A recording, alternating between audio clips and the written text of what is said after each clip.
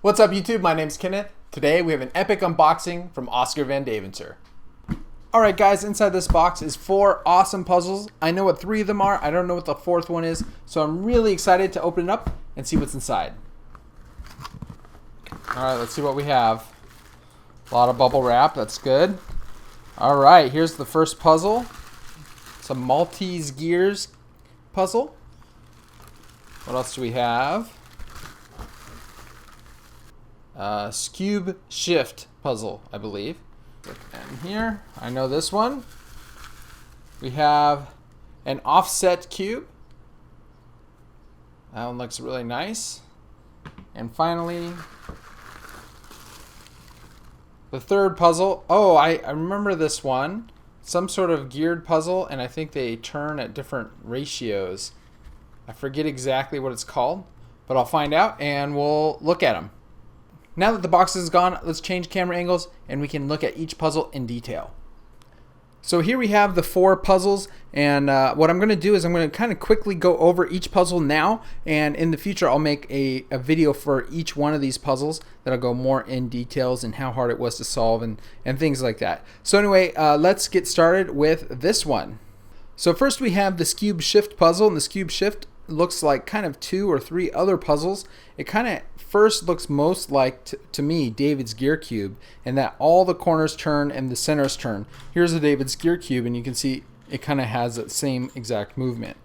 The cube shift also kind of acts like a gear shift puzzle, in that a gear shift puzzle can pull apart and you can twist some of the gears independently. So here's the gear shift. You can see all the corners can turn together, but then when you pull apart, you can spin some gears independently and put it back. So the cube shift does the same, except for instead of pulling apart like this, it pulls apart kind of on the axes of a cube. And so you can see now we can turn these gears independently and we can push it back. And the cube shift can be pulled apart in 4 different directions. So let's do them all. Here's the first one. This one here would be the second,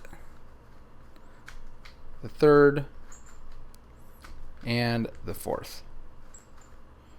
So anyway, I'm really excited to give this puzzle a try. I really enjoyed the gear shift. It's one of my favorite puzzles, and so I'm assuming this one's going to be very fun to solve, and I can't wait to give it a try. So the next puzzle we have is a Maltese gear cube, and the Maltese gear cube kind of has the look of a Maltese cross on each side. And this puzzle includes kind of multiple different puzzles inside of it. You can kind of see it's a bit like a void cube. It doesn't have a center. It can turn very similarly to a mix-up gear cube. And you can see I can do a quarter turn here, and then I can continue to do another quarter turn up here. And so it kind of has the same movements of a mix-up gear cube. So I'm excited to see if it solves similarly. If there's going to be any differences, I'm not quite sure. So anyway, that's one of the cool things about this puzzle. I really think it's just a very attractive puzzle. I think it looks really nice. So anyway, I'm excited to give this one a try. So here we have the offset cube, and the offset cube looks like a 2x2x7 that's been squished down. And anyway, it turns kind of how you might expect a 2x2x7 to turn.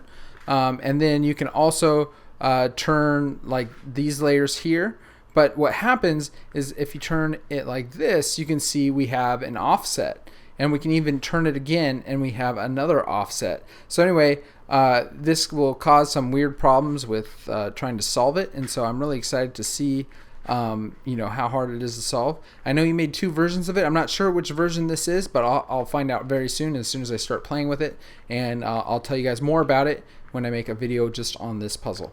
And here's the last cube. This puzzle I didn't know was coming, and he calls it the Ambi gear cube, and I just looked at the video he made on it, and the reason it's called an Ambi gear cube is you can turn it like this. You can see when I turn it like this, the top 2 layers here are geared together, and the top layer, when you turn the top layer 270 degrees, the middle layer here turned 180 degrees, so they're kind of geared together. And this one does the same kind of turning.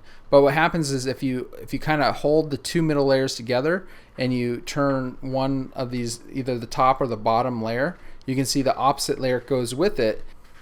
And so it's kind of ambiguous what's actually being geared here. So that's why it's the Ambi gear cube.